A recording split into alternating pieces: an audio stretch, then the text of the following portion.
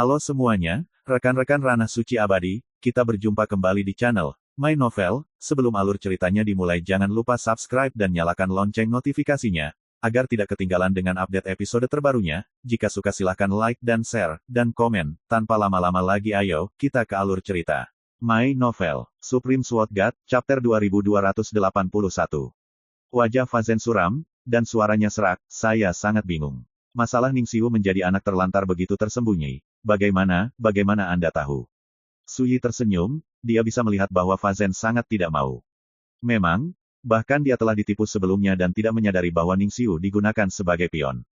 Jika leluhur iblis Lohu tidak mengambil inisiatif untuk membicarakan masalah ini, dia tidak akan dapat mengambil tindakan sebelumnya untuk membunuh Kuil Yunji hari ini. Sayang sekali Suyi tidak akan pernah membicarakan kebenaran ini. Dia tidak akan pernah mengkhianati leluhur iblis Lohu. Kebenaran ini tidak penting lagi. Seperti yang saya katakan sebelum perang, Anda akan kalah hari ini. Anda harus mengumumkannya di puja esoterik ini. Suyi berkata dengan acuh tak acuh, jika Anda Kuil Yunji yang mundur ke Gunung Roh Surgawi Barat dan kemudian mengumumkan masalah ini, Anda tidak akan menderita bencana hari ini. Ekspresi Fazen mendung dan tidak pasti. Di kejauhan, jeritan melengking berangsur-angsur menghilang. Murid-murid Kuil Yunji yang melarikan diri hampir semuanya mati. Murid-murid yang tidak melarikan diri juga ketakutan dan menyusut, tidak berani bertindak gegabah lagi. Hal yang sama berlaku untuk para tamu yang datang untuk menonton upacara tersebut. Kamu pikir kami tidak mau? Fazen menghela nafas, dalam rencana awal kami berencana pergi ke Gunung Lingshan di surga barat sebelum mengumumkan masalah ini, tapi...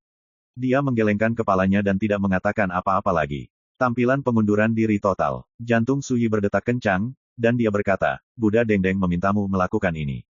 Fazen tidak mengakuinya, tapi dia juga tidak menyangkalnya. Dia tampak kuyu, menatap Suyi, dan berkata, Ningxiu, itu hanya langkah gelap, bahkan jika Kuil Yunji kita kalah hari ini, di masa depan, akan ada banyak bencana yang tidak dapat kamu bayangkan.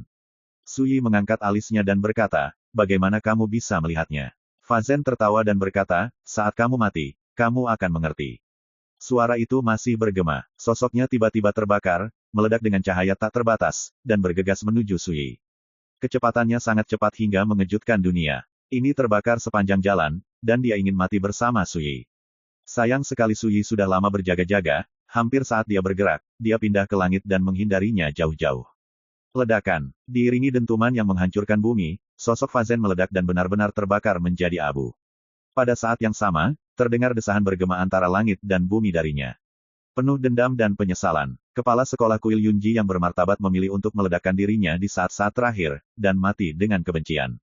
Adegan ini mengejutkan penonton. Satu-satunya murid yang tersisa di Kuil Yunji semuanya menunjukkan ekspresi putus asa.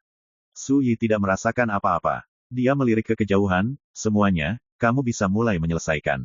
Nyonya Mei, dengan wajah lembut berkata sambil tersenyum, saya ingin mengikuti perintah Tuan Fuyu. Saat dia mengatakan itu, dia dan dewa serta kejahatan lainnya telah menyapu aura pembunuh dan pergi ke Kuil Yunji. Jeritan terdengar lagi. Darah memenuhi udara. Di bawah langit, Suyi mengeluarkan kendi dan menyesapnya, lalu berdiri di sana untuk dirinya sendiri, dan mulai melihat saber kebencian surgawi. Pisau ini memang sangat ganas, meski ditekan, ia masih berjuang keras dan menolak menyerah. Pisau kedua ini memang kuat, tapi sayangnya, tidak cocok untuk perbaikan pedang sepertiku.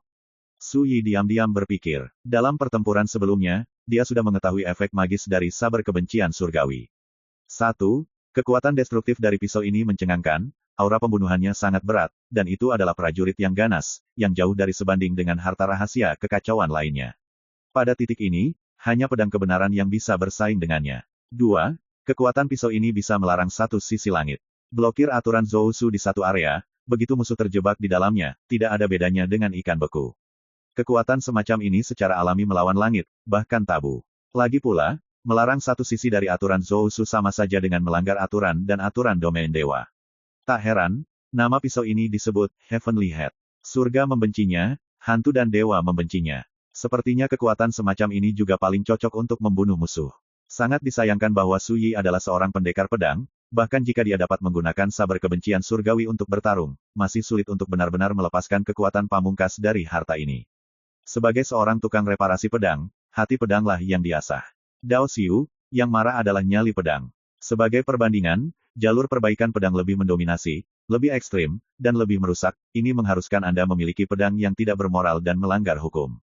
Hanya tingkat perbaikan pedang ini yang dapat menampilkan kekuatan sebenarnya dari pedang kebencian surgawi. Tetapi, meski tidak sesuai dengan jalannya sendiri, Su Yi tidak akan memberikan harta ini begitu saja, dan berniat untuk menghargainya terlebih dahulu. Tuan Fuyu, apakah orang-orang ini akan dibunuh atau tidak? Nyonya Mei datang dan bertanya dengan hormat, dia berbicara tentang para tamu yang datang untuk menonton upacara. Tiba-tiba, para tamu di puncak gunung Hantan ketakutan, gemetar, dan wajah mereka berubah. Seperti sekawanan domba yang menunggu untuk disembelih. Terutama beberapa tembakan besar dari pasukan musuh Su Yi, hati mereka tenggelam ke dasar lembah. Dalam keadaan seperti itu, dapatkah Su Yian melepaskan mereka? Tapi yang mengejutkan mereka, Su Yi menggelengkan kepalanya dan berkata, Kuil Yunji melanggar garis dasar saya, jadi saya melenyapkannya. Orang-orang ini, tentu saja tidak perlu seperti ini. Begitu kata-kata ini keluar, semua orang menghela nafas lega. Dan tokoh-tokoh besar dari kekuatan musuh itu terasa sulit dipercaya. Kamu layak untuk Tuan Fuyu. Jika kamu melakukan sesuatu dan tidak melakukan sesuatu, generasiku tidak sebaik Yuan. Nyonya Mei menghela nafas. Di dunia ini di mana hutan memangsa hutan, siapa yang akan menyerah jika itu adalah orang lain? Siapa yang akan memberikan jalan keluar kepada pasukan musuh? Sebagian besar karakter prestise dan dominan itu juga merupakan karakter kejam yang membunuh musuh tetapi hanya ingin membunuh rumput dan akar, dan tidak akan pernah meninggalkan celah. Hal semacam ini terlalu umum.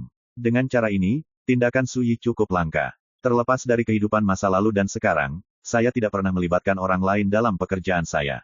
Su Yi berkata dengan ringan, dan aku tidak takut mereka akan menjadi musuhku di masa depan.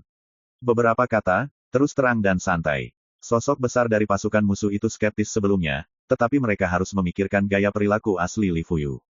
Ketika mereka melihat keberanian dan sikap Su Yi, mereka akhirnya mempercayainya. Di dunia Senyu, reputasi Li Fuyu sangat terkenal. Bahkan diakui oleh dunia bahwa jika Anda bisa mendapatkan janji Li Fuyu, itu lebih berharga daripada mendapatkan banyak uang. Karena, dia selalu berjalan sesuai pembicaraan. Bahkan musuh-musuh itu tidak dapat menyangkal hal ini. Saya yakin bahwa orang-orang yang cukup beruntung untuk menyelamatkan hidup mereka hari ini akan sangat terjerat dalam hati mereka bahkan jika mereka mengikuti perintah Tuan mereka untuk memusuhi Tuan Fuyu di masa depan. Nyonya Mei berkata dengan serius. Su Yi tertawa, aku bahkan tidak repot-repot menggunakan metode ini untuk membeli hati orang, dan aku tidak peduli jika mereka memikirkanku sama sekali. Kata-kata ini, dari hati, juga merupakan gambaran dari tindakan hidupnya.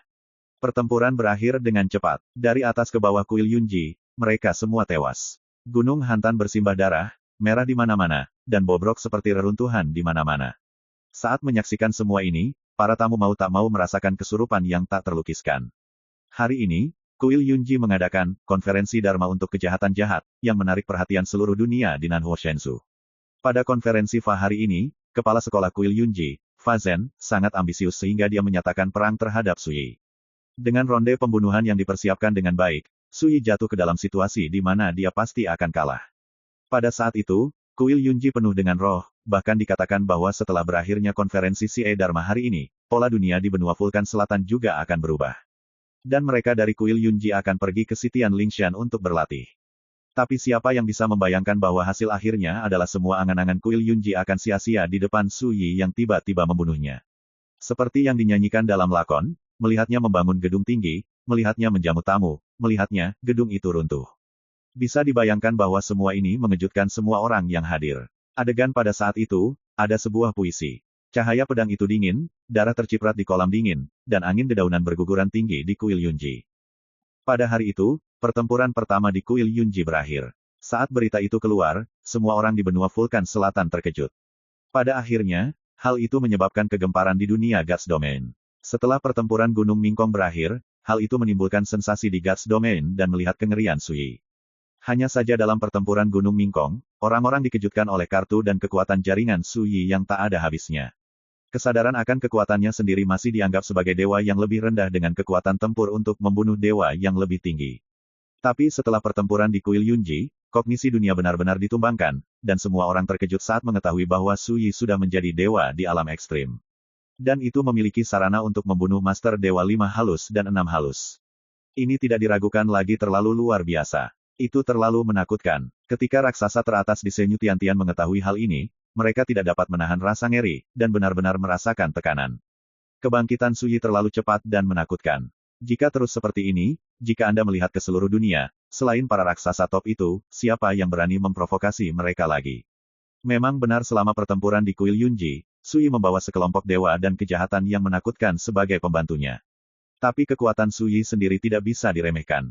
Kota kuno Tianbing. Xinlan, Su Jianshen sudah pergi, ayo pergi secepat mungkin. Setelah Kuil Yunji dihancurkan, tanah di ujung barat ini akan menjadi tempat yang benar dan salah. Bao Yun berkata dengan lembut, kesannya tentang Sui benar-benar terbalik. Tapi yang membuatnya sedih adalah karena sikap buruknya di masa lalu, dia telah kehilangan kesempatan untuk berkenalan dengan Sui. Yah, ayo pergi. Zhong Xinlan mengangguk. Ketika dia meninggalkan Kuil Yunji sebelumnya, dia mendapat jimat rahasia dan instruksi dari Sui, mengatakan bahwa jika dia membutuhkan sesuatu di masa depan, dia dapat menggunakan jimat rahasia itu, dan dia akan membantunya sesegera mungkin. Jimat ini diambil oleh Zhong Xinlan sebagai hadiah paling berharga. Juga di kota kuno Tianbing. Di sebuah paviliun di atas sebuah restoran. Sui duduk dengan nyaman di kursi anyaman dan minum sambil menatap Zhong Xinlan yang sedang berjalan menuju gerbang kota. Ketika sosok cantik pihak lain menghilang, dia memerintahkan, biarkan mulut bau itu menemanimu sebentar. Ya, di satu sisi, Nyonya Mei setuju sambil tersenyum. Mulut bau itu, mengacu pada mulut berdarah yang bisa menelan dunia, itu juga merupakan kejahatan kuno, dan disebut, Taois menelan langit. Hanya saja di Sui, dia selalu menyebut pihak lain sebagai, mulut bau. Tuan Fuyu, ini yang Anda minta dengan namanya, dan saya membawakannya untuk Anda. Tangan tulang putih besar tiba-tiba muncul dari udara tipis, dan menyajikan mangkuk sedekah hitam dengan aura misterius dan aneh. My Novel, Supreme Sword God, Chapter 2282. Mangkuk sedekah hitam sudah tua dan tua, tetapi beratnya sebanding dengan gunung yang megah. Sui memegang mangkuk di telapak tangannya, dan melihat bahwa mangkuk itu berisi sebongkah tanah. Tanahnya kelabu tua, dengan sedikit cahaya bintang menjulang di dalamnya, memancarkan gelombang vitalitas yang tebal. Ini adalah bagian dari tanah yang kacau. Salah satu dari sedikit harta langka di dunia. Ini adalah harta penting sekolah kota Kuil Yunji, terkubur di kolam dingin di dasar gunung Hantan di Kuil Yunji. Awalnya, teratai emas suanyin ditanam di tanah yang kacau ini, tapi iklim teratai emas itu belum matang, jadi saya mencabutnya. Sebuah suara datang dari tangan tulang putih besar itu. Sui mengangguk, menyingkirkan mangkuk hitam, dan berkata, kali ini, aku butuh bantuanmu.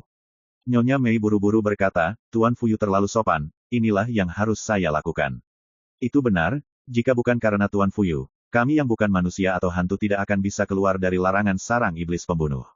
Bagi kami, ini adalah rahmat untuk membangun kembali. Tangan tulang besar itu juga sangat berterima kasih. Kembali ke gua setan di Andian, Sui menyelamatkan mereka satu persatu dari segel, dan syaratnya adalah meminta mereka datang ke Kuil Yunji untuk meminta bantuan mereka. Mereka secara alami setuju tanpa ragu-ragu. Sui bangkit dari kursi rotan, dan berkata, oke, aku juga harus pergi. Tuan Fuyu tunggu sebentar. Nyonya Mei berbicara dengan tergesa-gesa, dengan ekspresi gugup yang langka. Apa itu? Sui bertanya. Saya sangat berani, saya ingin meminta Tuan Fuyu untuk menunjukkan kepada saya jalan yang cerah. Nyonya Mei berkata dengan hormat. Tangan tulang putih besar itu bergetar, dan memohon, generasiku adalah tubuh dewa dan kejahatan, dan kita harus waspada agar tidak dimusnahkan oleh kekuatan surga setiap saat. Jika kita tidak memiliki keterampilan untuk bertahan hidup, kita ditakdirkan untuk berjuang untuk bertahan hidup. Saya harap Tuan Fuyu berbelas kasih dan memberi kami beberapa nasihat. Sui menggelengkan kepalanya dan berkata, 5 dunia yang keruh, 8 kepahitan, ketidakmampuan untuk hidup atau mati, disebut kekejian ilahi. Orang-orang jahat, yang diubah oleh kebencian, permusuhan, darah, dan kotoran, seharusnya tidak ada di dunia ini. Kalian semua adalah dewa sebelum kalian hidup. Bagaimana mungkin kalian tidak memahami kebenaran ini?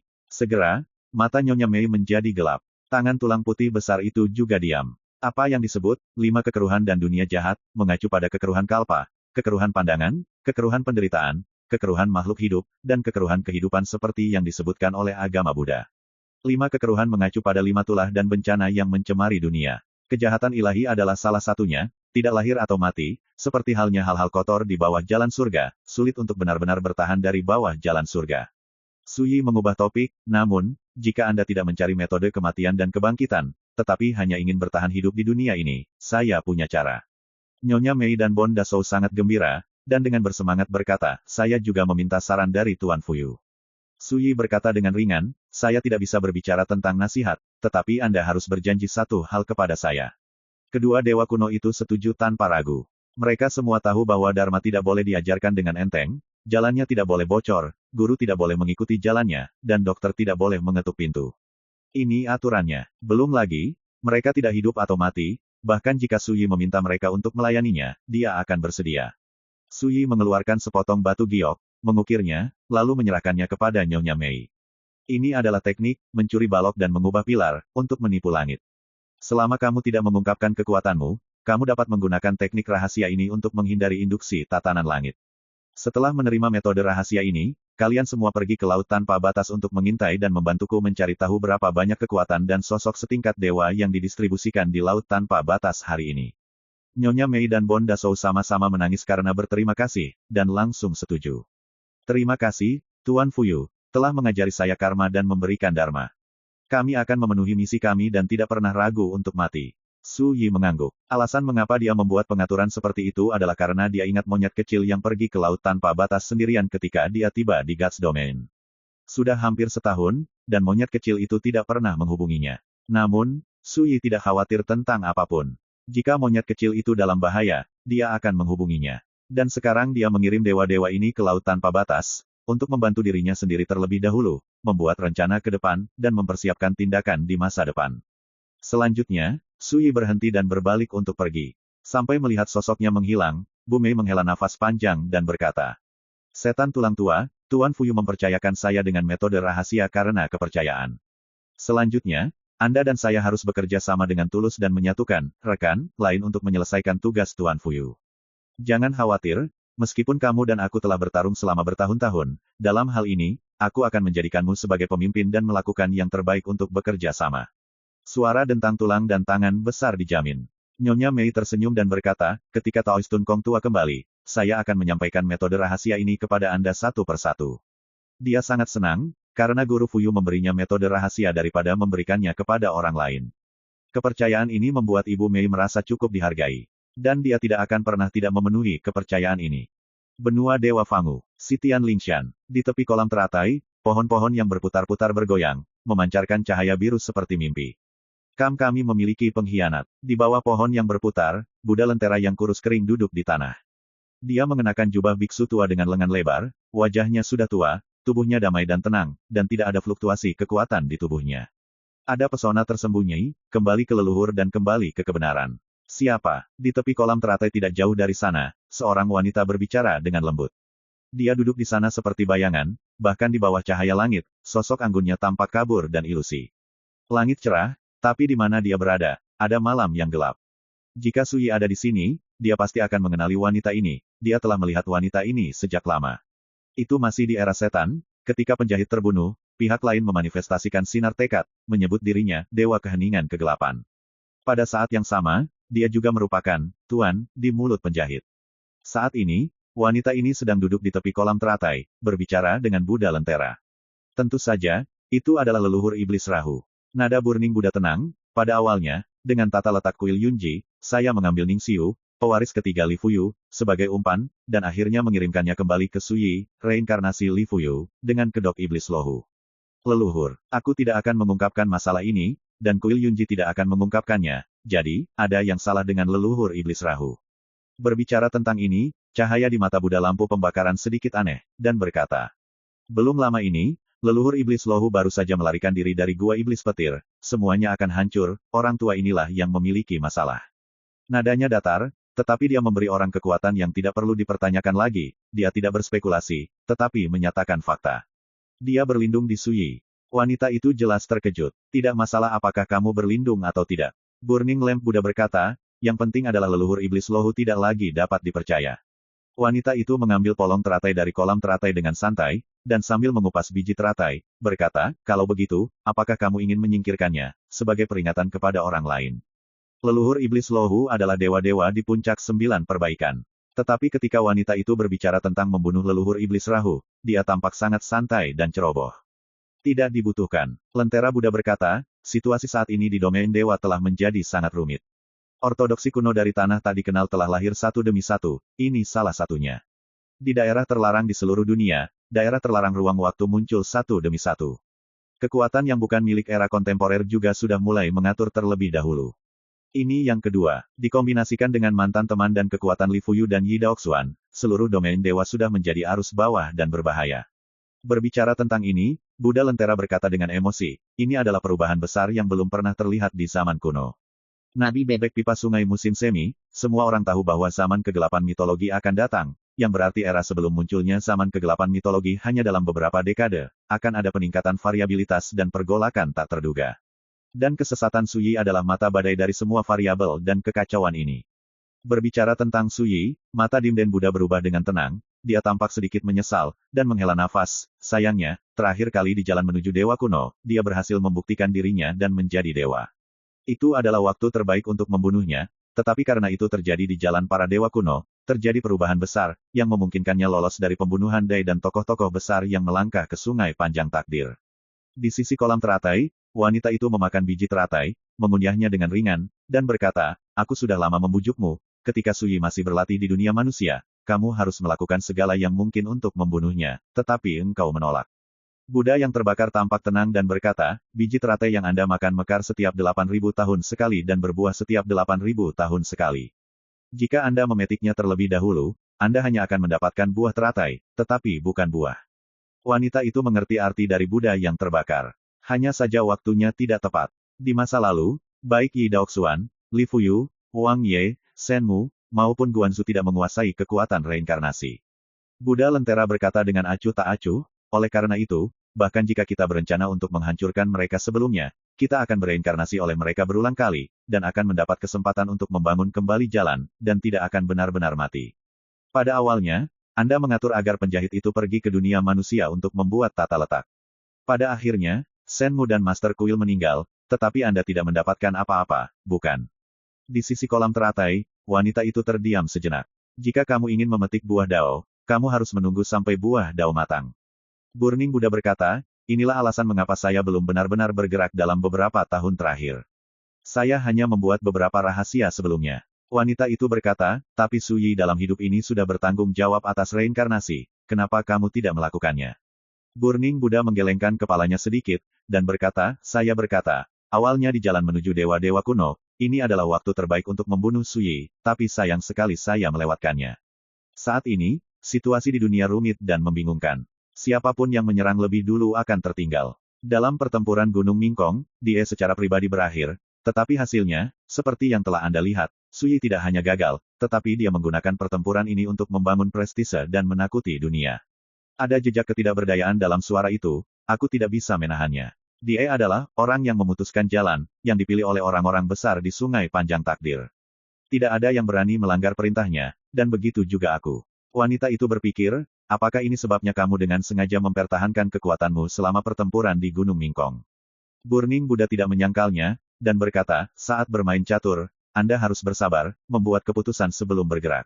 Dalam perubahan besar yang belum pernah terlihat di zaman kuno ini, siapapun yang bisa menahan napas bisa menjadi pemain catur. Sebaliknya, kamu ditakdirkan untuk menjadi pion di papan catur.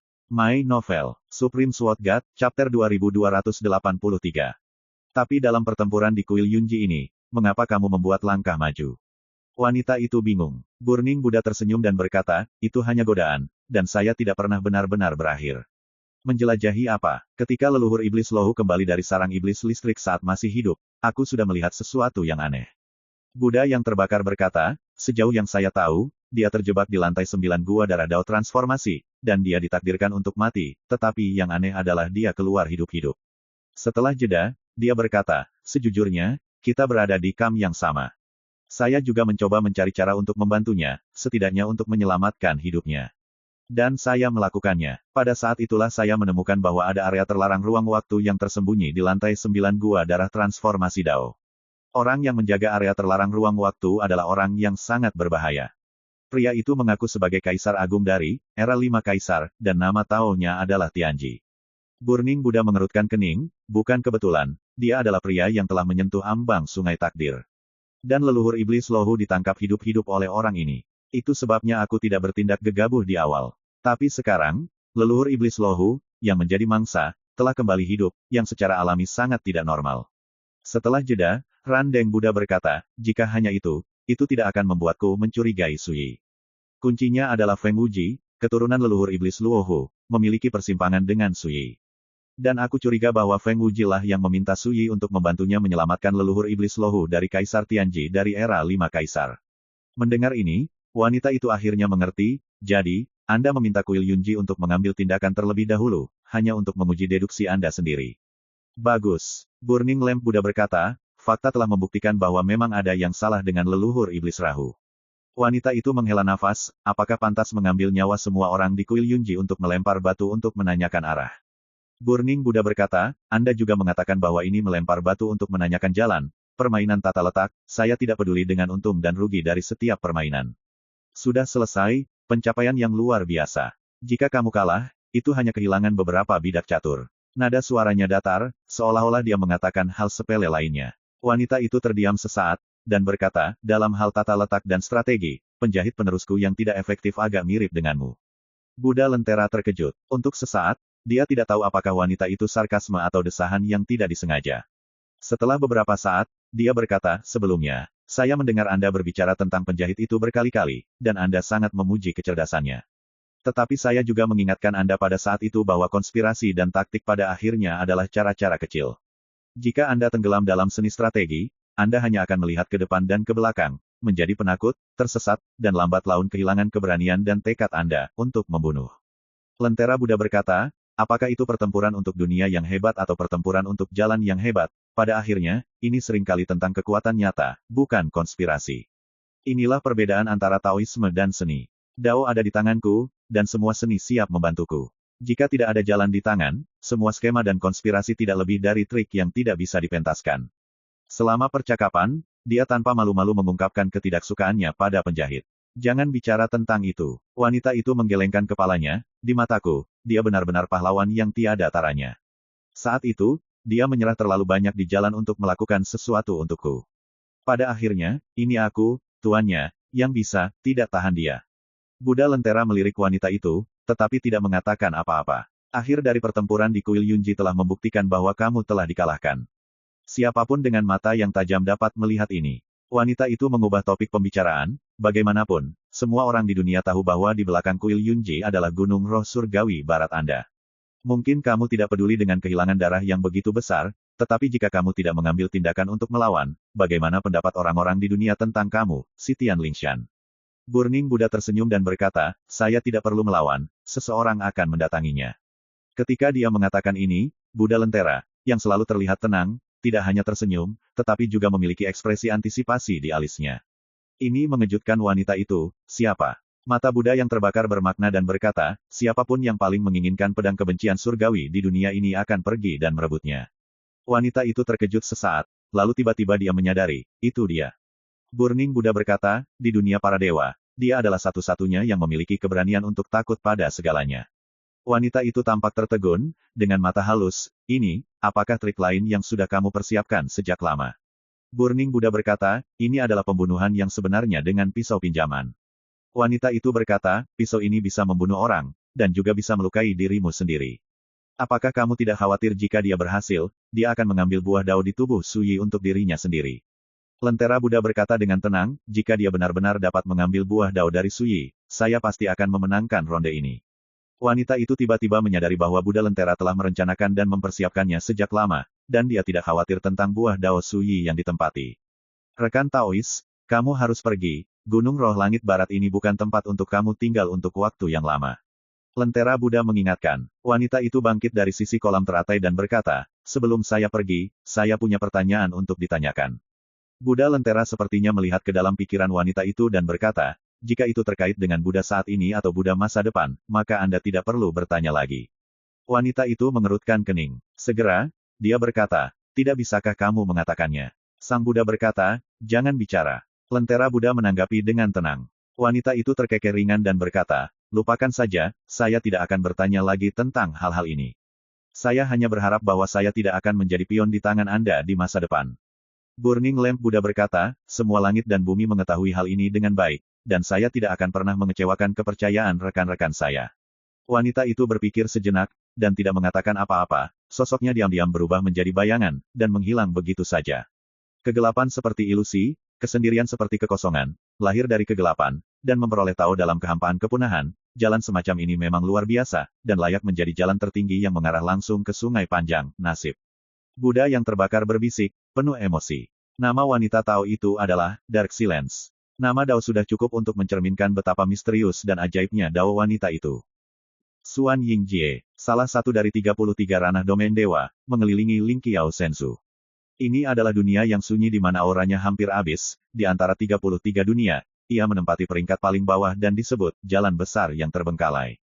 Sebagian besar makhluk yang hidup di dunia ini adalah manusia biasa pada level terendah. Ada juga praktisi, tetapi kebanyakan dari mereka tidak berada di arus. Bahkan bidat jahat menggelengkan kepala ketika mereka mendengar Xuan Yingji, dan mereka tidak mau datang. Di mata biksu sejati, Xuan Yingji tidak berbeda dengan lubang lumpur yang bau.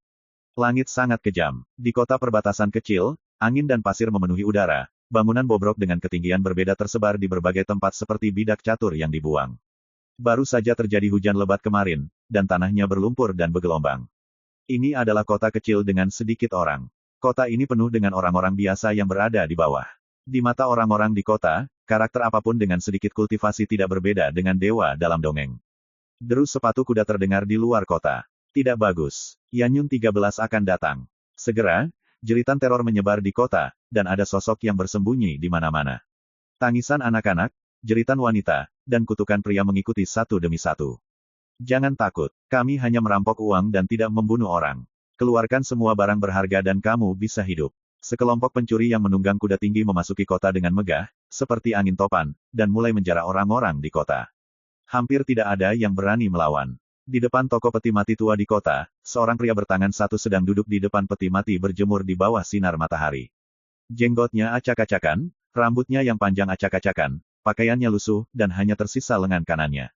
Tulangnya tebal dan tubuhnya sangat tinggi, bahkan jika dia duduk di sana, dia hampir setinggi orang biasa, membuat orang merasa tertindas.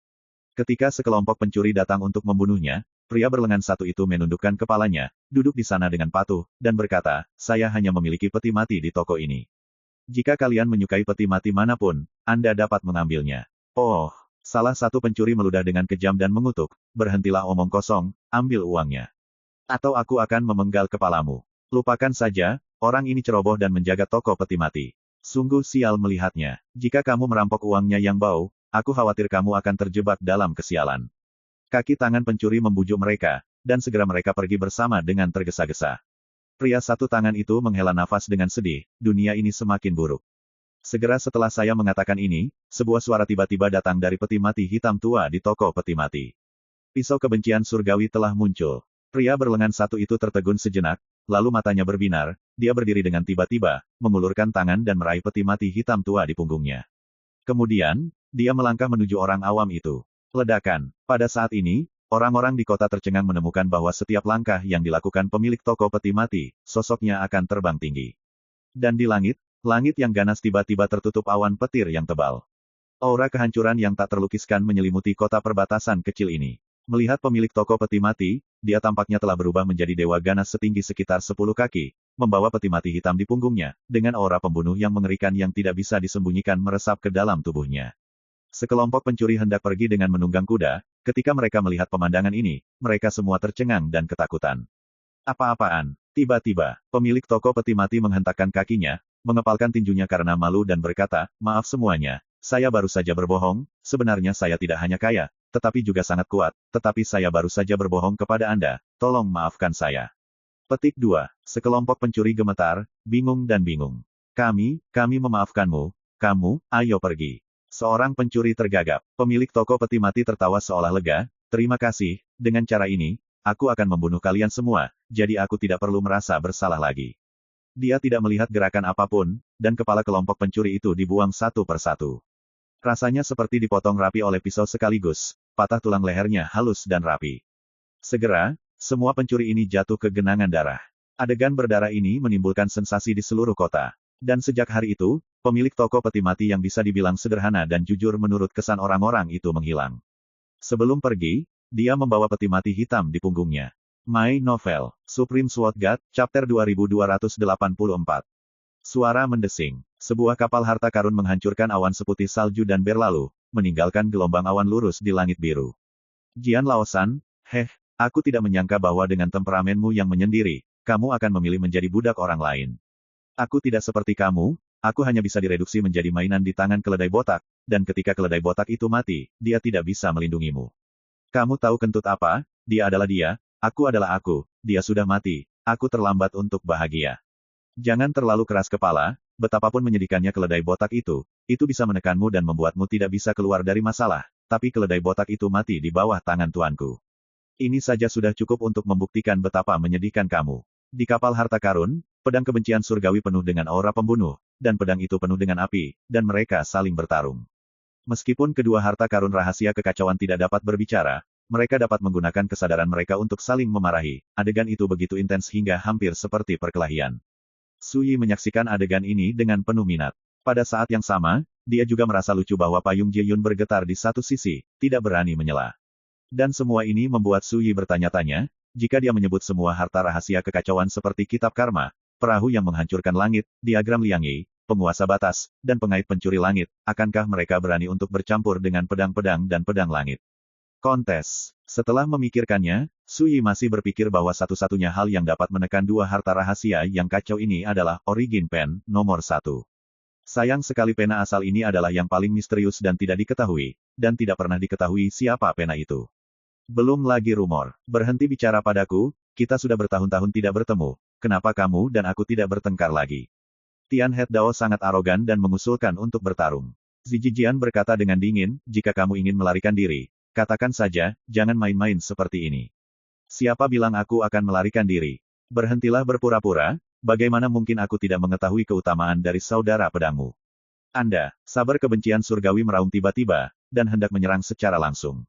Pada akhirnya, dia ditangkap oleh Su Yi dan ditekan di telapak tangannya, tidak bisa bergerak lagi. Pisau intimidasi kemitraan, kan? Surga membenci pedang dan kesal. Menangkan raja dan kehilangan bandit, kamu berada di bawah kendaliku sekarang, kamu harus mendengarkan aku. Kata Su Yi dengan santai. Ingin menaklukkanku. Harapan, kakak keduaku tidak akan pernah menjadi budak dalam hidup ini. Sikap Tian Het Dao sangat menentukan. Sungguh, kalau begitu biarkan aku menimbang tulang punggungmu.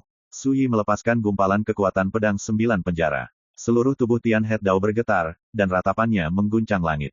Siapapun dapat melihat bahwa pedang kebencian surgawi telah diintimidasi, sepenuhnya ditekan dan tidak dapat melawan. Tapi itu tidak mengatakan sepatah kata pun, itu tidak menyerah. Seperti anak pemberontak, keras kepala, tidak pernah tunduk. Tidak buruk. Su Yi menyingkirkan kekuatan pedang 9 penjara, jangan khawatir, aku adalah seorang kultivator pedang, dan aku tidak tertarik untuk menaklukkanmu. Dao kedua, apakah kamu melihat itu? Patriark saya sama sekali tidak menyukaimu.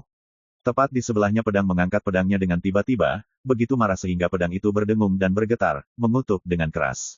Melihat keduanya hendak bertengkar lagi, Su Yi merasa pusing beberapa saat, dan segera menyingkirkan mereka. Tiba-tiba, seluruh dunia menjadi sunyi. Su Yi juga akhirnya mengerti mengapa buku karma mengatakan bahwa pedang kebencian surgawi dan pedang adil adalah musuh. Sebagai perbandingan, payung Ji Yun patuh, dan sejak jatuh ke tangannya, dia sangat kooperatif dan bekerja keras tanpa mengeluh. Kail pencuri ada di tangan nelayan, dan penguasa batas harus ada di tangan Tuan Dewa Tian Huang. Su Yi diam-diam berkata, jika ada kesempatan di masa depan, saya harus mengambil kembali dua harta karun rahasia kekacauan ini. Segera, dia menggelengkan kepalanya dan berhenti memikirkannya. Keluarkan Chaos Breathing Soil dan serahkan ke Sky Mending Furnace. Harta langka semacam ini sangat bermanfaat untuk memulihkan vitalitas, Marquis of Nevernight. Menurut spekulasi Su Yi, meski kekuatan asli Bu Yehou tidak bisa diperbaiki, nyawa Bu Yehou bisa ditangguhkan, agar lukanya tidak bertambah parah. Dengan cara ini, tidak perlu khawatir dengan kemungkinan kematian Bu Yehou. Setelah itu, Su Yi mulai mendata harta rampasan yang dikumpulkan dari kuil Yunji. Dia menyimpan yang berguna untuk dirinya sendiri, dan untuk trofi lainnya, dia berencana mencari kesempatan untuk memberikannya ke kamar dagang kilin. Kali ini, kuil Yunji berhasil dihancurkan, berkat bantuan besar dari kamar dagang kilin. Su Yi tidak akan pernah membiarkan pekerjaan pihak lain sia-sia. Memikirkan hal ini, Qi Wei mengirim pesan. Aku pernah mendengar tentang pertempuran di kuil Yunji. Selanjutnya, kamu harus berhati-hati untuk balas dendam dari Gunung Roh Surgawi Barat. Selain itu, orang-orangku sudah mengetahui mengapa Ningxiu menjadi pion. Menurut Qi Wei, Ningxiu tidak mengkhianatinya, tetapi dia ditanam dengan semacam hal spiritual yang disebut, ibu dan anak cinta Gu, di dalam jiwanya. Ketika seseorang menggunakan teknik Gu ini, mereka dapat dengan mudah mengendalikan kesadaran jiwa Ningxiu dan menjadi boneka yang dimanipulasi oleh orang lain. Teknik Gu ini sangat langka, telah lama hilang di domain dewa, dan itu milik teknik rahasia Wumen di zaman kuno. Selama teknik Gu ini ditanam di tubuh, kecuali itu adalah dewa penyihir hebat, tingkat dewa yang mahir dalam warisan sihir, akan sulit bagi orang lain untuk menyadarinya. Melihat ini, Su Yi akhirnya sadar dan menghela nafas lega. Yang paling dia khawatirkan adalah bahwa Ning Xiu benar-benar mengkhianatinya. Untungnya, Qi Wei menemukan kebenaran, membuktikan bahwa Ning Xiu juga disimpan dalam kegelapan sebelumnya, dan tidak tahu bahwa dia telah dikendalikan oleh teknik Gu yang aneh. Dalam surat rahasia itu, Qi Wei juga menyebutkan bahwa sangat tidak mungkin kekuatan Kuil Yunji untuk mengendalikan teknik Fudo yang misterius dan tabu tersebut. Dia curiga teknik Gu semacam ini berasal dari si Tian Lingshan. Jika demikian, ini mengerikan, dan cukup untuk membuktikan 2 poin. Pertama, si Tian Lingshan telah menemukan warisan sihir kuno yang telah lama hilang di dunia domain dewa. Kedua, di tempat yang tidak diketahui dunia, terdapat ortodoksi perdukunan kuno, dan ortodoksi ini telah bekerja sama dengan si Tian Lingshan sejak lama. Apapun kemungkinannya, itu berarti si Tian Lingshan dapat mengendalikan orang lain seperti Ning Xiu tanpa ada yang menyadarinya. Kecuali si Tian Lingshan menggunakan orang-orang yang dikendalikan ini, hampir tidak ada yang bisa mengetahuinya. Ini berarti bahwa bahkan orang terdekat dan paling terpercaya di sekitar Anda kemungkinan besar akan menemukan sesuatu yang mirip dengan Ning Xiu. Ini terlalu menyusup. Mengetahui hal ini, Su Yi mau tidak mau mengerutkan kening, menyadari kesulitan masalahnya. Wumen memang sudah lama hilang di alam para dewa, sejak Yi Daoxuan berada di dunia dengan pedangnya, Wumen sudah menghilang di sungai sejarah yang panjang. Warisan dan teknik rahasia yang berhubungan dengan Wumen bahkan lebih langka di dunia. Di dunia saat ini, memang ada banyak sekte perdukunan, tetapi semuanya palsu, dan cara mencarinya sama sekali berbeda dengan perdukunan kuno. Singkatnya, yang menghilang di alam para dewa adalah garis penyihir kuno. Tapi sekarang, kekuatan garis keturunan penyihir kuno telah muncul kembali di dunia, dan itu terkait erat dengan Gunung Roh Surgawi Barat. Namun, meskipun Su Yi mahir dalam semua jenis seni rahasia dan Taoisme di kehidupannya dulu dan sekarang, dia hanya tahu sedikit tentang kekuatan garis keturunan penyihir kuno. Dalam keadaan seperti itu, jika si Tian Lingshan menggunakan Ning Xiu seperti ini, dan kemudian menggunakan metode ini untuk menghadapinya, sangat sulit untuk dicegah.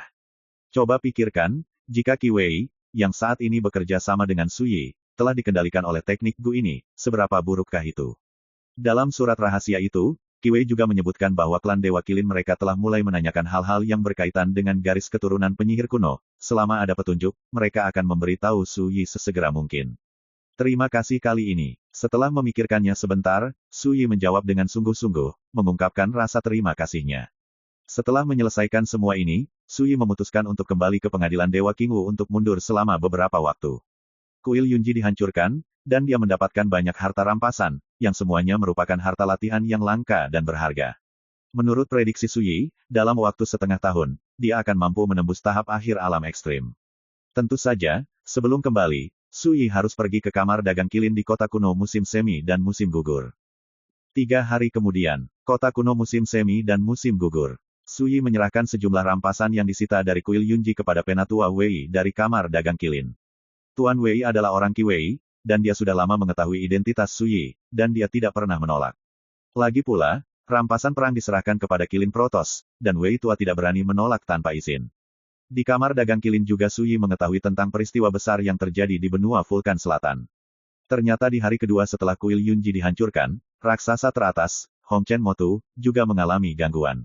Dewa menengah yang menyebut dirinya, Yan Suiming, menginjakkan kaki di tanah setan debu merah untuk menantang. Hanya satu orang, mengalahkan 19 dewa tinggi di dunia manusia dan iblis berturut-turut, dan bahkan mengalahkan Master 1 Alkimia. Begitu berita itu keluar, terjadi keributan di Nanhuo Shenzhou, dan semua orang terkejut karenanya. Dikatakan bahwa Yan Suiming berasal dari tempat yang tidak dikenal bernama Xixia Dongtian. Kekuatan tempurnya menakutkan di langit.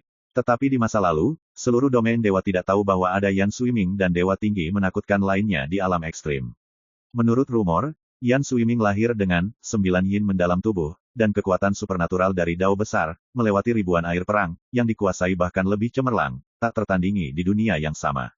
Bahkan master penyempurnaan pertama dikalahkan oleh kekuatan magis ini. Dalam pertempuran ini, Red Dust Demon Soul dipermalukan. Dan pemenang Yan Suiming mengambil harta karun kota praja, istana Tot Osmanthus, dari tanah setan debu merah.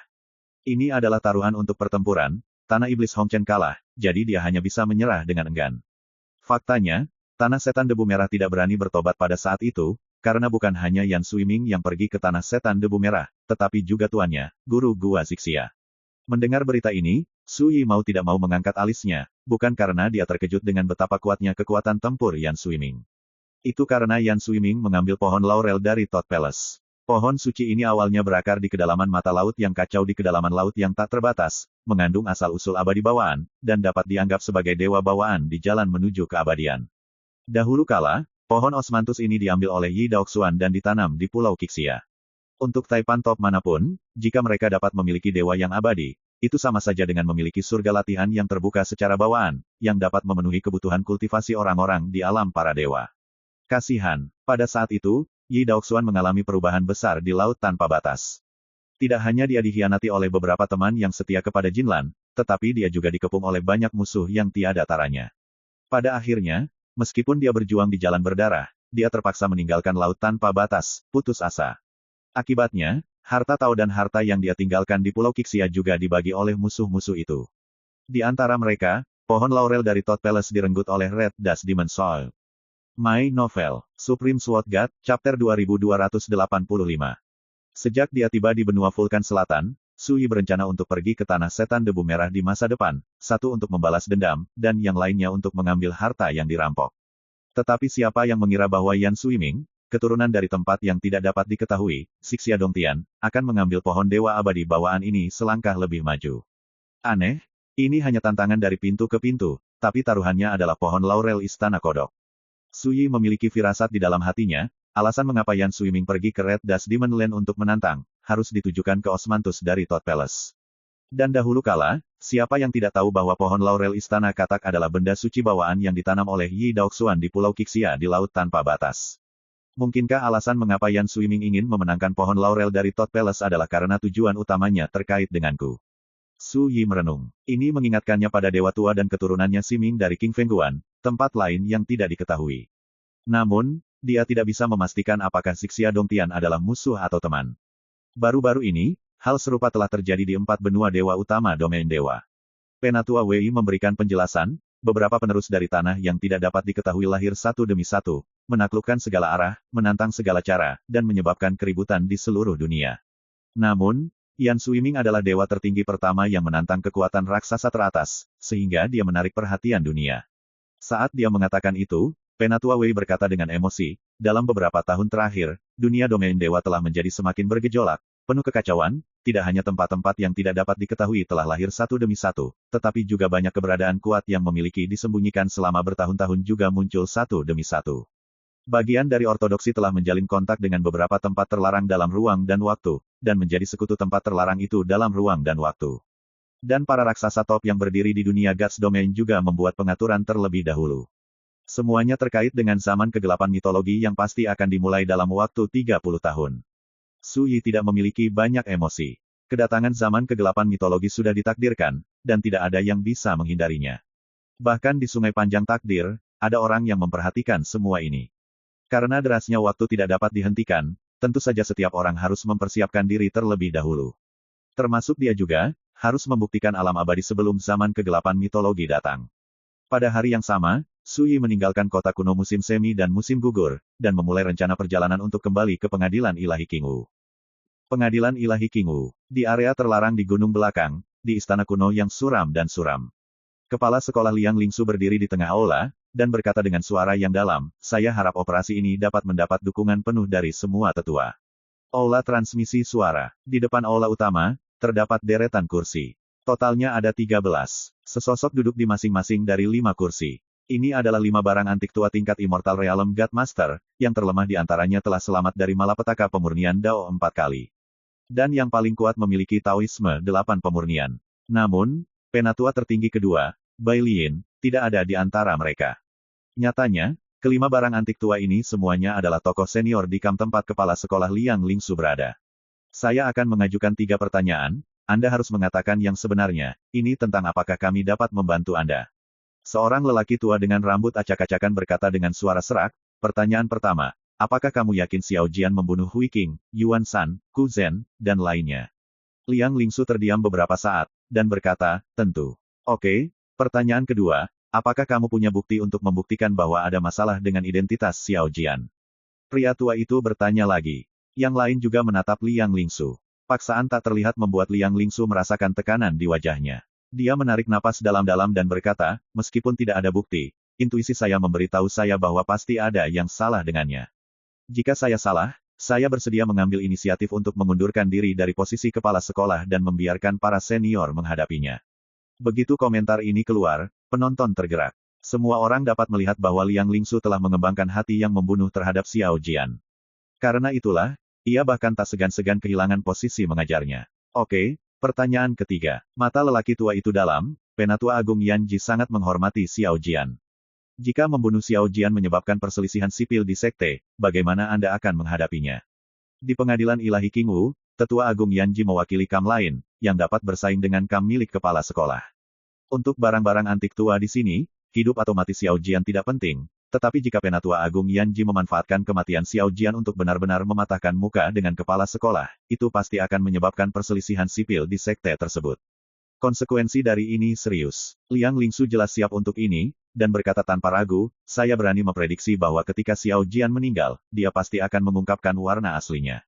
Pada saat itu, Tetua Agung tidak akan mengatakan apa-apa. Bahkan, dia akan mencoba yang terbaik untuk memisahkan dirinya dari Xiao Jian. Hubungan, agar tidak menimbulkan keributan. Orang tua itu menggelengkan kepalanya dan berkata, ini tidak penting, saya hanya bertanya kepada Anda, bagaimana menghadapi kemungkinan perselisihan sipil. Ekspresi Liang Lingsu berkedip untuk sementara waktu, dan akhirnya dia mengertakkan gigi dan berkata, saya percaya bahwa ketika Xiao Jian meninggal, Tetua Agung tidak dapat menemukan alasan untuk membuat masalah. Jika hal seperti itu benar-benar terjadi, saya bersedia melakukannya menanggung semua biaya. Pria tua itu memandang yang lain, menurutmu apa yang harus dilakukan? Seorang wanita cantik berambut putih tersenyum dan berkata, saya pikir agak merepotkan berurusan dengan dewa rendahan kecil. Segera, dia berkata, namun, karena kepala sekolah berpikir bahwa Xiao Jian ini membunuh Yuan Shan dan Hui Qing, itu cukup untuk membuktikan bahwa Xiao Jian ini adalah orang yang berbahaya. Dapat dimengerti bahwa kepala sekolah meminta kami untuk mengambil tindakan.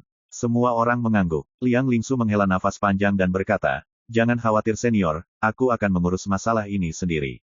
Segera, dia berbalik dan meninggalkan aula. Pada hari yang sama, dia menggunakan jimat rahasia untuk mengirim pesan, dan secara pribadi mengeluarkan keputusan untuk Sui. Pengadilan Iblis Mutlak. Puncak gunung yang indah dan indah. Lu Qingmei sedang duduk di depan jendela paviliun-paviliun, menopang dagunya dengan satu tangan batu giok, menatap Yunjuan Yunsu dengan malas di kejauhan.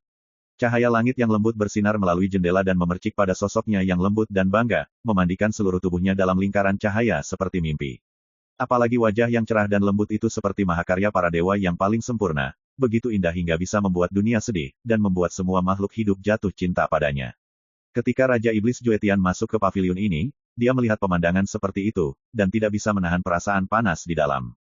Sebagai eksistensi di alam abadi di puncak 9 penyempurnaan, iblis tua yang telah hidup selama beberapa tahun yang tidak diketahui, dia telah melihat keindahan dan dewi tak tertandingi yang tak terhitung jumlahnya dalam hidupnya. Tapi mereka tidak bisa dibandingkan dengan Lu Qingmei di depannya. Kecantikannya tidak hanya pada penampilan, tetapi juga pada pesona dan temperamen gerak tubuhnya, serta keagungannya seperti permaisuri 9 hari.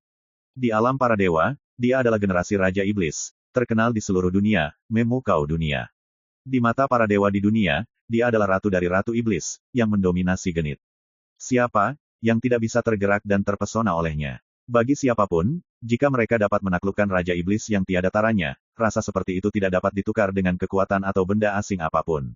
Kasihan, Raja Iblis Juetian menghela nafas diam-diam, menekan panas di hatinya.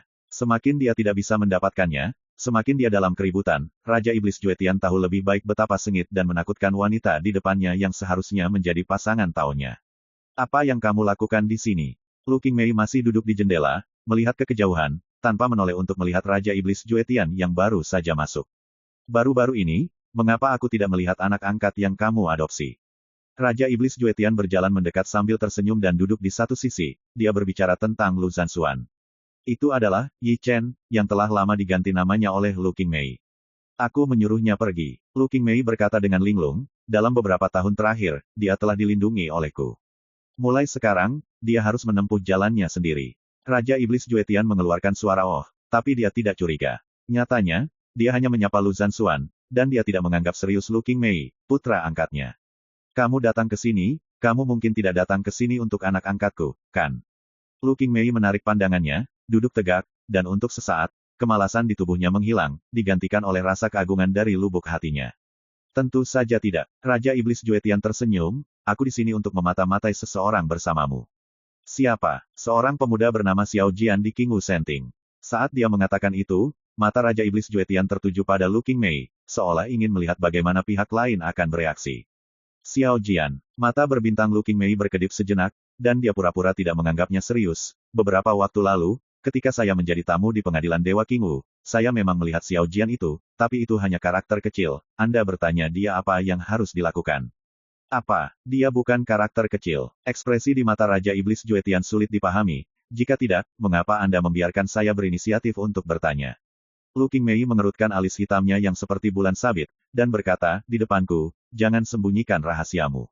Apa sebenarnya yang ingin kamu katakan? Raja Iblis Juetian berdiri sambil tersenyum, melangkah ke arah Lu Qingmei, menatap wajah gioknya yang menawan dan murni, dan berkata dengan suara rendah. Nyonya, Buddha Lentera baru saja mengirimi saya pesan, mengatakan bahwa diduga Xiao Jian mungkin memiliki identitas lain, biar saya periksa. Matanya sedalam jurang, dan dia menatap Lu Qingmei yang begitu dekat, seolah dia ingin melihat dengan jelas perubahan sekecil apapun pada ekspresinya dan apa yang ada di hatinya. Sayangnya, Lu Qingmei hanya menunjukkan ekspresi jijik dan penolakan, dan berkata, jika kamu melihatku seperti itu lagi, percaya atau tidak, aku mencungkil matamu. Kalimat dingin dan tenang itu membuat mata Juetian Mozu sedikit memadat. Dia paling tahu bahwa, Nya adalah orang yang kejam yang berani melakukan apa yang dia katakan. Tuan Juetian berdiri tegak, mundur ke kursi semula dengan bijak, tertawa dan berkata, Nyonya, jangan marah, Anda tidak penasaran, lalu siapa identitas lain Xiao Jian? Lu Qingmei mencibir, jika kamu terus bermain trik, kamu bisa keluar sekarang. Pandangan cemberut yang tak terlihat muncul di alis Raja Iblis Juetian. Tetapi pada akhirnya, dia masih menahan diri, dan berkata sambil tersenyum, Buddha lampu pembakaran curiga bahwa Xiao Jian dicurigai sebagai Su Yi yang menyamar. Lu Qingmei membeku, wajahnya yang cantik berubah sedikit. Meskipun dia terbiasa dengan angin kencang dan ombak, dia tidak menyangka bahwa Buddha Diengdeng tua itu berada jauh di benua Dewa Fangu, dan dia bahkan menebak hal ini. Ini luar biasa. Pada saat yang sama, Raja Iblis Juetian menyipitkan matanya dan menatap ekspresi Lu Qingmei, dan tiba-tiba berkata, Bu, bagaimana perasaan saya, Anda sudah tahu tentang ini. My Novel, Supreme Sword God, Chapter 2286. Suasana di paviliun diam-diam menjadi membosankan. Embusan angin gunung mengalir ke istana melalui jendela Suan, menambah rasa dingin dan dingin. Lu Qingmei mengangkat kepalanya, bertemu dengan tatapan Raja Iblis Juetian tanpa ragu, dan berkata, mengapa kamu melihatnya? Raja Iblis Juetian tersenyum, dan berkata dengan tenang, di tahun-tahun yang lalu, Nyonya selalu hidup dengan cara yang sederhana dan jarang memperhatikan urusan sekte. Tetapi hanya beberapa saat yang lalu, dia tiba-tiba membawa murid-murid dari sekte ke King Mai God Court telah berjalan berkeliling. Tampaknya tujuannya adalah untuk membiarkan para murid dari dua garis keturunan Dao mendiskusikan Dao, tetapi untuk masalah sepele seperti itu, mengapa Anda membutuhkan Nyonya untuk pergi sendiri? Tanpa menunggu Lu Qingmei untuk berbicara, Raja Iblis Juetian melanjutkan, dan saya menanyakan tentang berita tersebut. Dikatakan bahwa pada jamuan makan di Qingwu Senting, Anda sepertinya memberi perhatian khusus pada Xiao Jian. Siapapun yang melihatnya akan merasa sangat tidak normal. Sebelumnya, aku sedikit bingung, tapi aku tidak mengingatnya. Lagi pula, ada begitu banyak hal yang tidak masuk akal di dunia ini.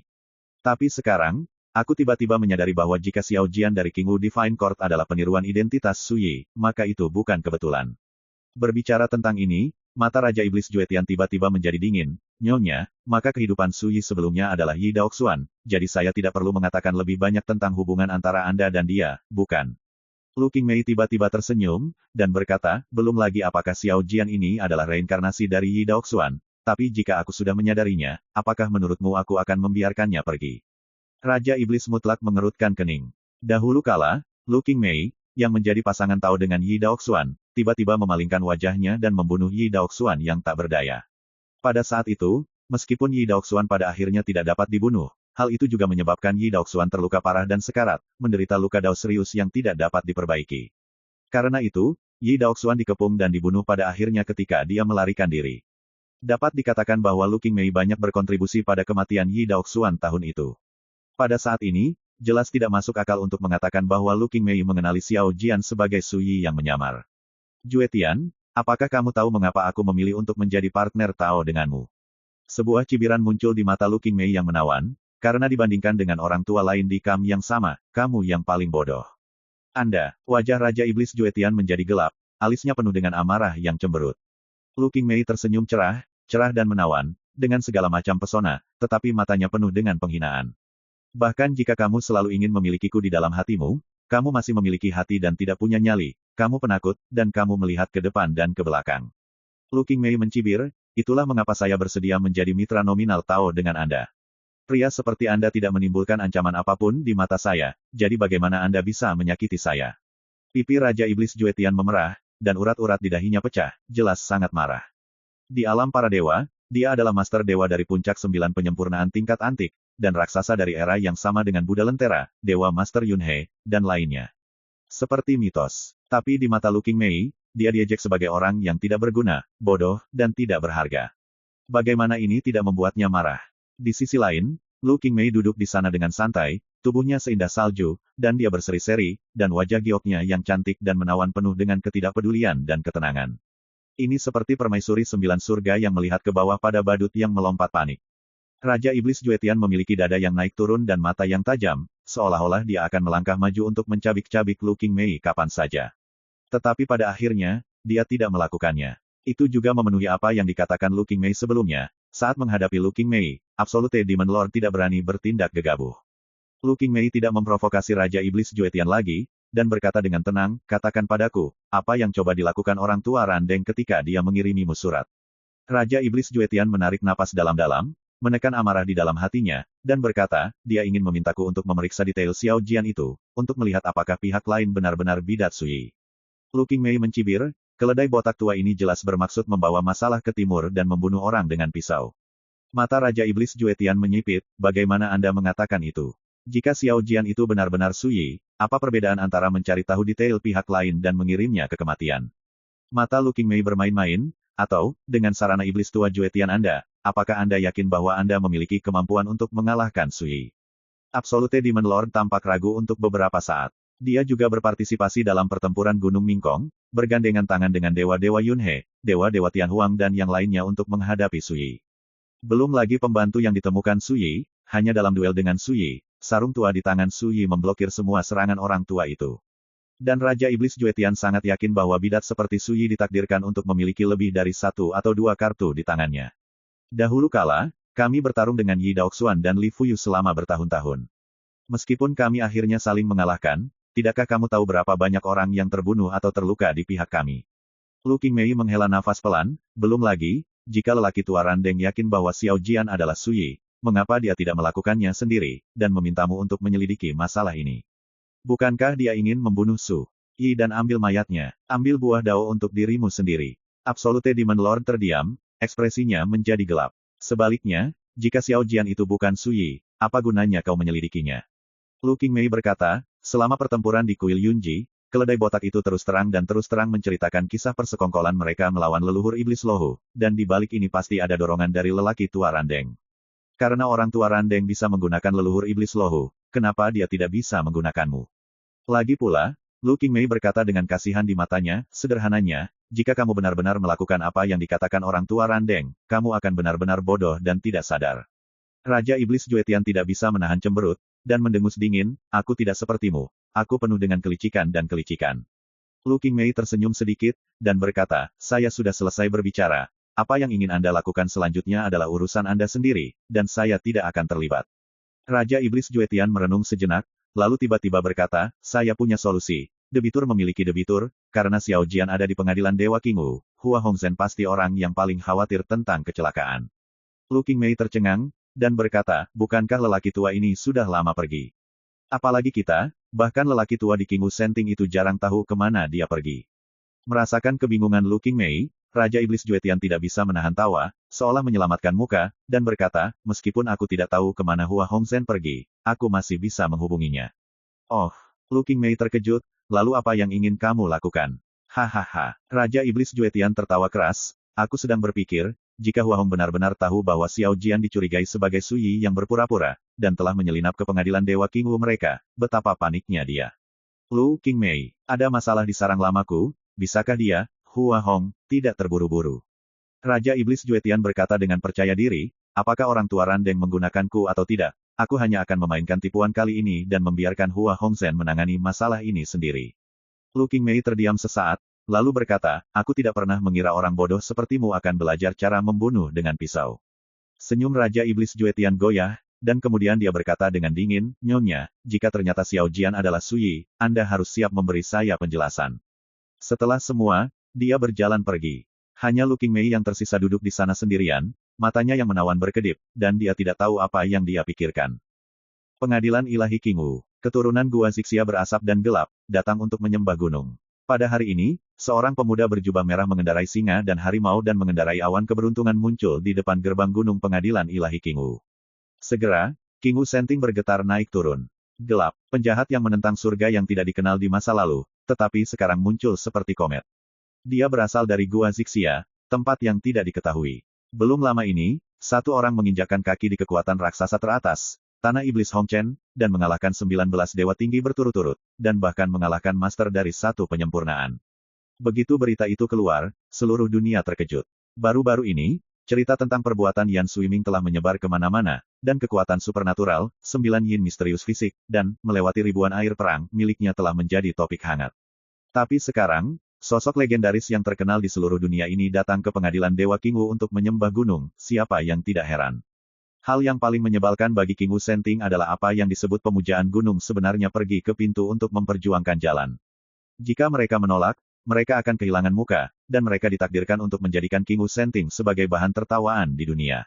Lagi pula, pihak lain menyembah gunung sendirian, tetapi tidak ada seorang pun di pengadilan Dewa Qingwu yang berani bertarung, itu sangat memalukan. Tapi jika mereka setuju, siapa yang harus mereka kirim untuk berperang? Dunia manusia adalah pelajaran dari masa lalu melihat dewa-dewa tinggi di Qingwu Senting, hampir tidak mungkin menemukan seseorang yang benar-benar dapat mengalahkan Yan Suiming. Kamu bisa mengirim Master Alkimia untuk bertarung. Tampak melihat melalui pikiran Qingwu Senting, Yan Suiming menyatakan lagi, jika saya kalah, tidak peduli kondisi apa yang Anda ajukan, selama saya bisa bertemu dengan mereka, saya akan menyetujui semuanya. Tapi jika aku menang, kamu Qingwu Senting hanya perlu mengeluarkan 10 keping, Purple Gold Phoenix Jade. Begitu kata-kata ini keluar, semua orang di pengadilan Qingwu sangat marah, merasa bahwa martabat mereka telah dihina dan diinjak-injak. Dan mengetahui bahwa Yan Suiming datang karena Purple Gold Phoenix Jade, orang-orang tua di Qingwu Senting semakin mengertakkan gigi. Giok Phoenix emas ungu, ini adalah harta unik dari pengadilan Dewa Qingwu mereka, harta langka di jalan menuju keabadian, dan sepotong seukuran ibu jari hanya dapat dipadatkan dari pembuluh darah bumi setiap 10.000 tahun, itu adalah harta yang benar-benar tak ternilai harganya. Harta karun ini dapat digunakan untuk memurnikan senjata dan obat-obatan, dan memiliki manfaat yang tak terukur untuk budidaya alam abadi. Di pengadilan ilahi Qingwu, bahkan para guru ilahi itu enggan menggunakan harta seperti itu dengan mudah. Tapi Yan Suiming harganya 10 yuan per mulut, siapa yang tidak bisa kesal? Tentu saja, jika kamu tidak ingin bertarung, kamu bisa mengaku kalah dan menyerahkan Purple Gold Phoenix Jade, dan aku akan segera pergi. Yan Suiming duduk di liger dan memblokir gerbang pengadilan ilahi Qingwu. Itu hanya satu orang, tetapi dia memiliki potensi untuk menghancurkan mereka sendirian. Ditantang oleh seseorang, bagaimana mungkin aku, Qingwu Senting, takut untuk bertarung? Kalau begitu lawan dia. Pada akhirnya, Kepala Sekolah Liang Lingsu memberi perintah. My Novel, Supreme Sword God, Chapter 2287. Di luar gerbang gunung, Yan Suiming memegang tombak bambu biru di tangannya dan berdiri di sana dengan santai. Dia terlihat cukup tampan dan muda, dan temperamennya seperti awan tunggal di langit, anggun dan halus. Pakaiannya juga cukup sederhana, tanpa hiasan apapun, dan tombak cian di tangannya polos dan bersahaja. Tapi saat ini, di depannya, seorang pria parubaya jangkung dengan pakaian abu-abu sedang duduk berlumuran darah, dengan rambut acak-acakan dan ekspresi muram. Penonton terdiam. Di dalam gerbang gunung, melihat pemandangan ini, tidak peduli itu tokoh besar di Qingwu Senting atau murid sekte, mereka semua diam. Ini sudah menjadi tetua ke-8 yang bermain dalam pertempuran, Dewa Atas Alam Dzogchen. Tetapi di bawah tangan Yan Suiming, setelah hanya 3 langkah, dia sangat frustrasi dan menekan dojo. Nyatanya, dari awal perang hingga saat ini, 7 dewa tinggi yang bermain sebelumnya semuanya kalah telak. Benar-benar hancur. Di sisi lain, Yan Suiming dengan mudah memenangkan 8 pertandingan berturut-turut tanpa usaha apapun. Keturunan Qingwu Senting benar-benar terkejut, dan wajah mereka menunjukkan rasa frustrasi. Lawannya terlalu kuat. Di alam keberuntungan, tingkat dewa atas tampaknya tak terkalahkan. Keturunan dari tanah tak dikenal memang lebih mengerikan dari satu. Seorang antik tua mendesah. Di God's Domain, ada banyak tempat yang tidak bisa diketahui. Di masa lalu, di tempat-tempat misterius seperti legenda ini, sangat sedikit orang kuat yang berjalan di dunia. Sedemikian rupa sehingga orang-orang di dunia hanya tahu sedikit tentang tanah yang tidak bisa diketahui itu. Itu bisa eksis sebagai keberadaan tingkat dewa, dan semua orang tahu betapa menakutkan dan mengerikannya ortodoksi kuno dari tempat-tempat yang tidak diketahui itu. Seperti King Fengguan, Hanya ada 2 master dan magang, tetapi kekuatan pasangan master dan magang ini cukup untuk membuat kekuatan tertinggi manapun di dunia tidak berani meremehkan mereka. Dan Yan Suiming juga datang dari tempat yang tidak diketahui, Gua Sixia. Karakter seperti itu secara alami adalah pelaku kejahatan tiada taraf yang jarang terlihat di zaman ini, yang terkuat di alam yang sama, dan memiliki latar belakang untuk membunuh musuh di seluruh alam besar. Selanjutnya, siapa yang tidak yakin? Di luar gerbang gunung, Yan Suiming berbicara. Suara itu bergema di antara langit dan bumi, tetapi tidak ada yang menjawab untuk sementara waktu. Guru kepala Liang Lingsu mengalihkan pandangannya ke tetua ke-9 Tai Wenjing. Saat ini, hanya ada beberapa dewa yang tersisa, dan Tai Wenjing adalah salah satunya. Guru, saya bersedia bertarung. Tai Wenjing berbicara dengan suara yang dalam dan mengajukan diri. Dia juga tahu bahwa kekuatan tempurnya tidak cukup sama sekali, dan dia pasti akan kalah jika dia pergi. Tetapi jika Anda kalah, Anda tidak akan kalah, dan diprovokasi ke gerbang seperti ini, Tai Wenjing juga sangat marah. Dia telah memutuskan bahwa meskipun dia kalah, dia harus mencoba yang terbaik untuk bertahan sebentar dan mengkonsumsi kekuatan sebanyak mungkin dari lawannya. Tapi Liang Lingsu menggelengkan kepalanya, dan berkata dengan wajah muram, terima kenyataan, di tingkat dewa, tidak ada seorang pun di sekte kami yang cocok untuk Yan Suiming. Semua orang di sekte tahu bahwa Tai Wenjing, dewa tertinggi, biasa-biasa saja. Liang Lingsu bahkan tidak mau repot memikirkannya, dan langsung menolak inisiatif Tai Wenjing untuk meminta pekerjaan. Ini membuat Tai Wenjing cukup tertekan, tetapi tidak ada yang bisa dia lakukan. Aku berkata, kamu juga bisa membiarkan Master Dewa yang telah mencapai tahap pelatihan keluar. Di luar gerbang gunung, Yan Suiming dengan ramah mengingatkannya. Singkatnya, itu membuat banyak Master Dewa terlihat jelek. Yan Suiming ini terlalu sombong. Jelas bahwa mereka menipu mereka bahwa tidak ada seorang pun di King Wu Senting. Apakah Tetua Agung bersedia pergi ke Perang Dunia Pertama? Tiba-tiba, Liang Lingsu menatap Wei Zong. Tiba-tiba, ekspresi banyak orang berubah. Siapa yang tahu bahwa kepala sekolah dan sesepuh agung tidak cocok? Keduanya telah bertarung di dalam sekte selama bertahun-tahun yang tak terhitung jumlahnya. Saat ini, kepala sekolah mengusulkan untuk membiarkan Tetua Agung bermain dalam pertempuran. Jika Tetua Agung menang, itu akan menyelamatkan muka sekte. Itu juga bisa mencerminkan keputusan bijak kepala sekolah. Jika Anda kalah, maka tidak hanya King Wu Senting yang akan malu, tetapi juga Tetua Agung. Lagi pula, terlalu memalukan bagi Tangtang untuk melatih seorang guru dewa tetapi kalah dari penerus Sixia Dongtian. Tentu saja, aku hanya saran. Jika Tetua Agung tidak mau, tidak apa-apa. Liang Lingsu berkata, ini masalah besar, saya, kepala sekolah, akan melakukannya sendiri. Begitu ucapan ini keluar, banyak barang antik tua langsung menentangnya. Bagaimana ini bisa bekerja? Begitu kepala sekolah kalah dan berita menyebar, maka mereka akan malu dengan King Wu Senting. Guru berpikir terlalu banyak. Pada saat ini, Wei Zong berkata tanpa ekspresi, bahkan jika Anda tidak melamar, saya akan mengambil inisiatif. Lagi pula, ini tentang kehormatan sekte. Bagaimana saya bisa mundur dan menonton? Kata-kata itu adil dan menakjubkan. Tapi Liang Lingsu bisa mendengar ironi di dalamnya. Tapi dia pura-pura tidak tahu, dan dengan sungguh-sungguh mengepalkan tinjunya dan berkata, jangan khawatir, Tetua Agung, jika kamu memenangkan pertempuran ini, aku akan menjamin atas nama kepala sekolah bahwa 10 keping giok Phoenix emas ungu akan diberikan kepada Tetua Agung sebagai hadiah. Wei Zong mengabaikannya, dan melangkah keluar dari gerbang gunung. Segera, semua mata bergerak pada saat yang sama, berfokus pada Yan Suiming dan Wei Zong yang lebih tua. Suasana tegang. Semua orang tahu bahwa bahkan Tetua Agung tidak bisa menang, mungkin tidak akan ada orang yang bisa menjadi lawan Yan Suiming. Segera, perang pecah. Sejak awal, pertempuran itu sangat intens. Dunia di luar gerbang gunung terjun ke dalam kekacauan dan keruntuhan. Ini adalah pertempuran besar, dan selain harta kelahiran mereka sendiri, tidak ada benda asing lain yang dapat digunakan. Tapi semakin banyak kasusnya, semakin menakutkan Yan Suiming. Dia adalah dewa tertinggi di alam penciptaan, dan dia tidak dapat dipisahkan dari Tetua Agung, seimbang. Ini mengejutkan banyak orang, dan bahkan barang antik tua itu tidak bisa tenang. Mereka harus mengakui bahwa keturunan dari tanah yang tidak diketahui itu memang terlalu menakutkan. Sesaat kemudian, di bawah perhatian semua orang, Yan Suiming menggunakan kekuatan supernatural terkuatnya. Air hilang ribuan kematian. Antara langit dan bumi, tersapu oleh semburan ruang angkasa, kekuatan ruang angkasa yang misterius dan mendominasi seperti sungai besar sepanjang 9 hari. Di bawah kekuatan supernatural seperti itu, ruang itu benar-benar terdistorsi dan kacau, sehingga tidak mungkin bagi Wei Zong, seorang ahli alkimia, untuk bergerak dan menghindar.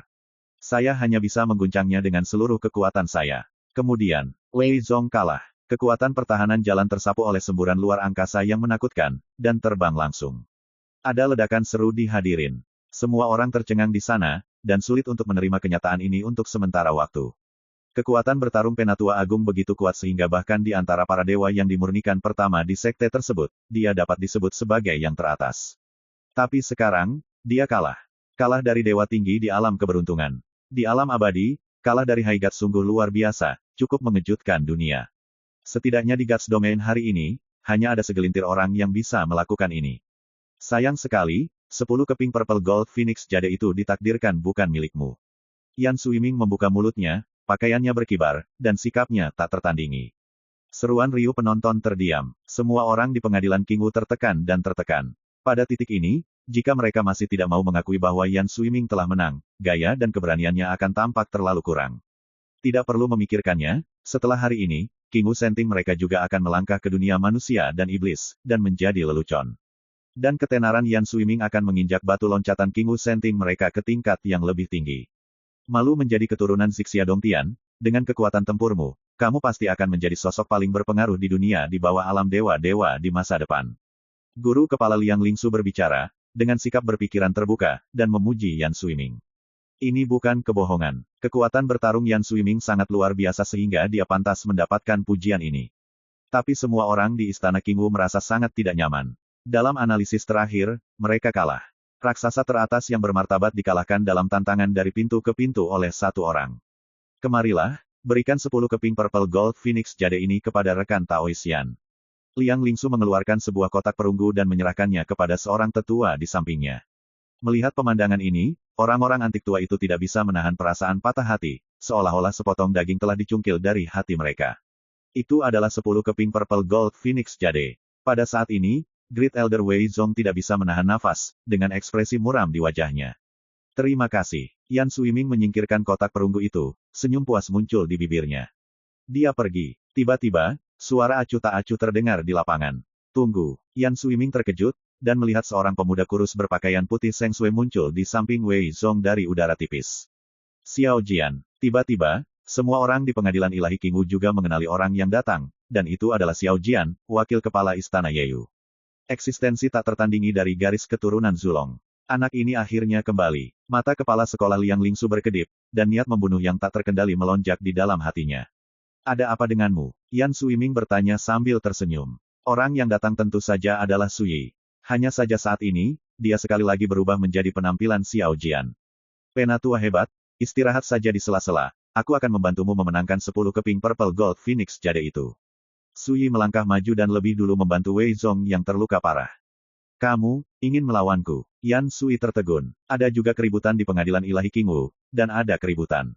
Tidak ada yang menyangka bahwa wakil kepala istana Xiao akan begitu berani sehingga dia akan melawan Yan Suiming. Xiao Jian, jangan main-main. Hati Tai Wenjing menegang, dan dia dengan cepat mengingatkannya. Apakah Anda bercanda? Itu adalah penjahat yang menentang dewa dengan kemampuan untuk mengalahkan Wei Zong yang lebih tua dan dewa-dewa lainnya. Anda adalah karakter di dunia ciptaan, bagaimana Anda bisa menang? Tidak sedikit orang yang berpikiran sama dengan Tai Wenjing. Semua orang tahu bahwa Xiao Jian pernah bersinar cemerlang dalam pertempuran melawan ahli waris Jue Tian Moting. Saya juga tahu bahwa dia sangat kuat.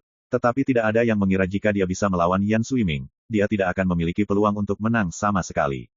Wei Zong terhibur, dan berkata, saya tidak berpikir wakil kepala istana Xiao lebih lemah dari Yan Suiming. Dia pernah pergi ke Lingqiao Shenzhou bersama Suyi, dan dia tahu betul bahwa latar belakang Suyi tidak dapat diduga. Penonton gempar. Tidak ada yang menyangka tetua agung akan mendukung Xiao Jian dalam melakukannya. Ketika ada keributan di arena, kepala sekolah Liang Lingsu juga angkat bicara, mengatakan, karena tetua agung setuju, biarkan wakil tuan istana Xiao bertarung. Dia juga ingin mengambil kesempatan ini untuk melihat seberapa kuat Xiao Jian ini, yang memiliki identitas bermasalah. Tiba-tiba, penonton terdiam. Kepala sekolah dan tetua agung mengungkapkan pendapat mereka satu demi satu, meski membuat orang merasa bingung dan terkejut, siapa yang berani mengatakan apapun. Dan semua ini mengejutkan Yan Suiming, yang awalnya acuh tak acuh pada Suyi. Itu juga membuatnya sadar bahwa pria bernama Xiao Jian ini tampaknya tidak sederhana. Dan ini juga membuatnya, yang berencana untuk pergi, akhirnya membangkitkan sedikit minat. Saya melihat bahwa Anda hanya memiliki kultivasi tertinggi, apakah Anda benar-benar yakin ingin melawan saya? Yan Suiming bertanya sambil tersenyum, menatap Suyi dari atas ke bawah. Bagi rekan-rekan pencinta main novel, mohon dukungan, tekan like dan subscribe, agar Mimin tambah semangat lagi. Terima kasih.